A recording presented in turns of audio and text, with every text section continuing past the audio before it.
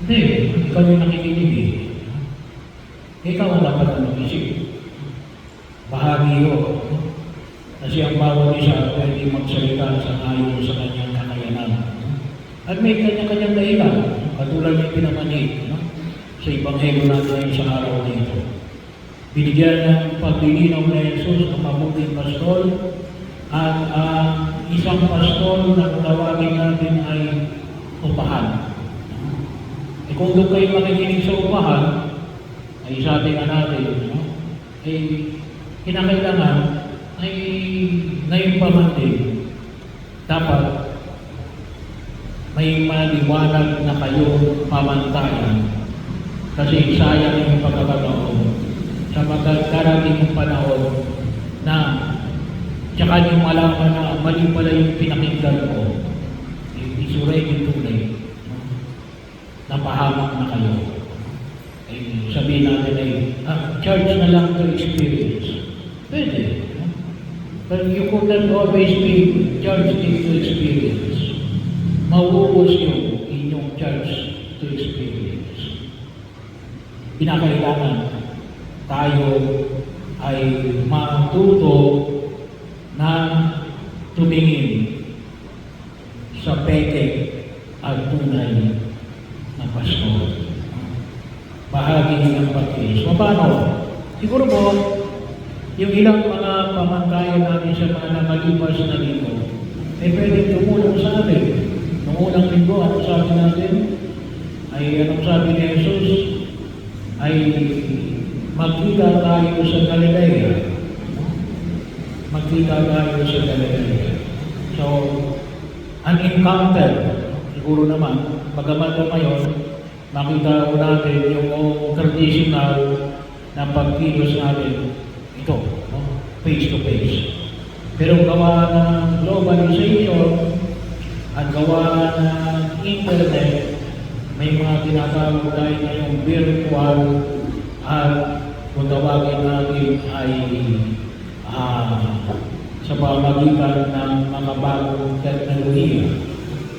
Pero sana magkaroon ng encounter.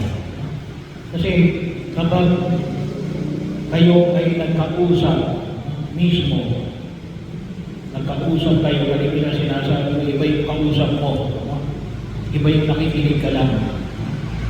Pero yun ang wawag natin kalimutan. Mayroong encounter. Pangalawa, para makita natin na ito ay hindi upahang pastor. Anong sabi ni Jesus? Sa ikalawang linggo, pagdududa. Hindi dapat manatili sa pagdududa. Magkakalaon ako sa lahat ay makita ko natin. Kung ikaw ay palaging pinagdududahan, sabi nga natin ay kinakailan alisin mo yung alimang uri ng pagdududa sa iyo at sa Kanya. Anong nakarating ko, anong panyaya natin? Hindi gawa ng tao. Yung mabuting pastor, hindi ka palaging tinatakot.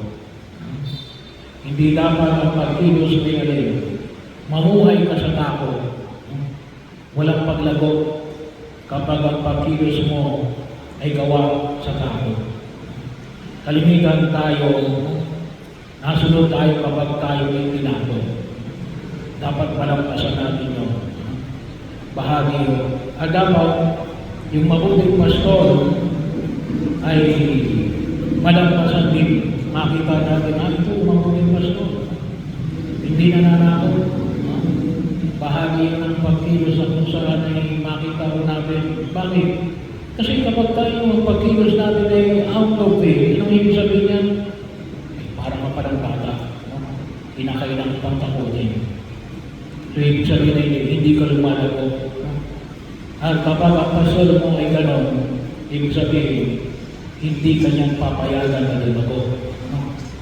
Bahagi yun.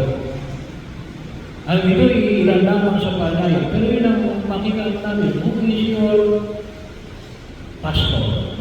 Sino ang iyong mabuting pastor? At kung sa Jesus, ang tunay na pastor mo,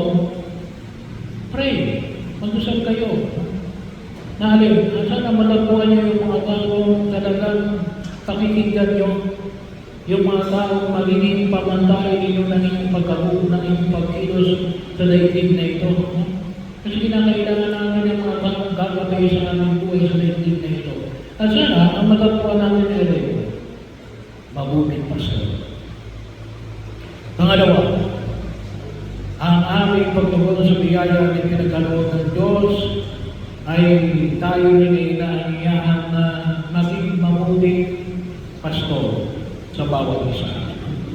So bahagi yun, mga magulang sa inyong mga anak, ang mga may tungkulin sa inyong mga nasasakupan, maging anumang klase yan, sa simbahan, sa lipunan, kahit na sa barkada, kahit na po barkada, ay yung tinatawag namin mga leader, hindi kinikilala. Kung tayo inaanyahan na maging mabuting pastor.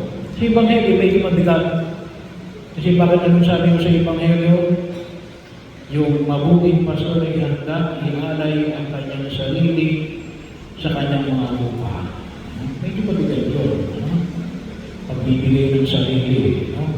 Handa ka mamalay sa iyong mga tupa. Kung minsan dito hindi, kayo nang unang mamalay, maligtas lang ako. Pero mabigat yung pangyayari ng pinahayag na Jesus. Pagkakataon, ang pastor ay handang mag-alay ng kanyang buhay sa kanyang mga tupa. Kaya alam nyo, pagkakataon, ako'y sumasampalataya sa mga magulang na talagang tipid na tipid sa kanilang pagkasos, mapag-aralaan ang kanilang mga anak, makatapos ng kolehiyo, na kahit ako minsan hindi makabili man lamang ng bagong damit. Bakit? Ay, mag-iipon, mapag-aral lamang ang kanilang mga anak at makatapos ng kolehiyo. Pagbibigay ng sarili, magkakataon na kung saan ay hindi na pala akong mawalan. Huwag lang yung aking tupa. Huwag lang yung aking mga nasasakupan, mga anak. O hindi kaya ay mga itinuturing na mga tupa. Ano ba ang paanyaya ng pinahayag ko sa amin sa Ebanghelyo ngayon? Sa araw na ito, na ipinamanay ko sa amin ng buong may kapal, kaligtasan. Hindi mo ipinapahamak ang iyong tupa. Hindi mo inilalagay sa isang sitwasyon na mapapasama ang iyong tupa. Bahagi mo. Kaya, bahagi na kung saan ay makita natin.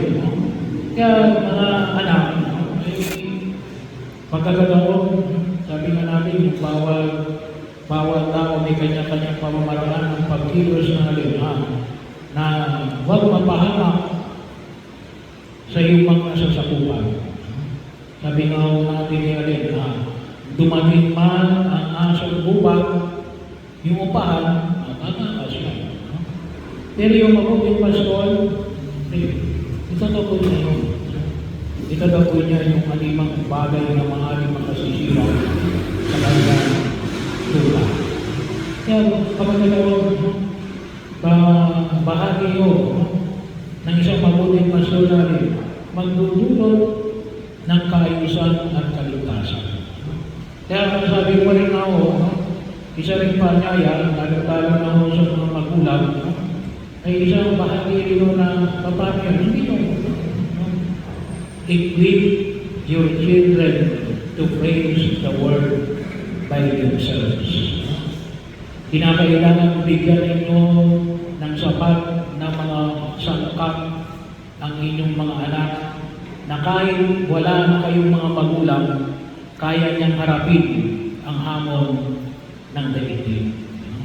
Yun naman yung makita ko natin sa ayon sa inyong pamamaraan ng pagkilos. Ang masabi nila, kahit wala ako, kakayanin niya ng anak ko. Hindi kaya, kahit na wala ako, naturuan ko na yan. They could fend for themselves. Kaya nilang itabuhin ang kanilang sarili. Ayun. Yun ang mabuting pastol. No?